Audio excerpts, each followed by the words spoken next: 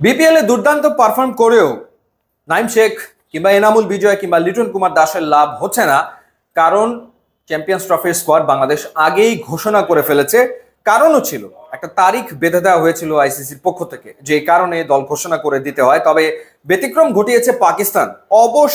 অবশেষে তারা চ্যাম্পিয়ন্স ট্রফির স্কোয়াড ঘোষণা করেছে এবং বিপিএল কে কাজে লাগিয়ে দুর্দান্ত পারফর্ম করে তিনজন ক্রিকেটার পাকিস্তানের চ্যাম্পিয়ন্স ট্রফির স্কোয়াডে জায়গা করে নিয়েছে। সেই তিনজন কারা?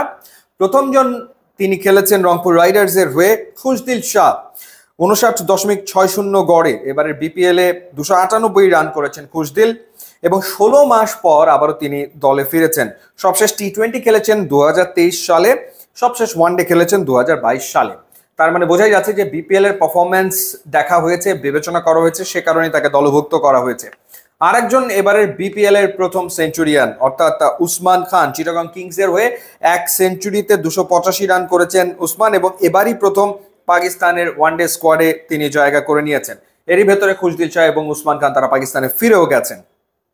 তৃতীয় জন, তিনি খেলছেন ফরচুন বরিশালের হয়ে ফাহিম আশরাফ, যিনি 5 ইনিংসে ব্যাট করে 102 রান করেছেন, একটা 50ও তার আসলে রয়েছে। এছাড়া মূলত বিবেচনায় নেওয়া হয়েছে তার দুর্দান্ত বোলিং। তাসকিন এখন পর্যন্ত এবারে বিপিএল এ হাইয়েস্ট উইকেট টেকার, 25টা উইকেট নিয়েছেন। দ্বিতীয় অবস্থানে রয়েছেন ফাহিম আশরাফ, 20টা উইকেট তিনি পেয়েছেন। সুতরাং ফাহিম আশরাফের পারফরমেন্সকেও মূল্যায়ন করা হয়েছে। বিপিএল এ যেভাবে তিনি খেলেছেন সে কারণে তিনি দলভুক্ত হয়েছেন। এবং সবশেষ যে ওয়ানডে সিরিজ খেলেছে পাকিস্তান, সেই দল থেকে বাদ পড়েছেন আব্দুল্লাহ শফিক, ইরফান খান, সাইম আইয়ুব এবং সুফিয়ান মুকিম।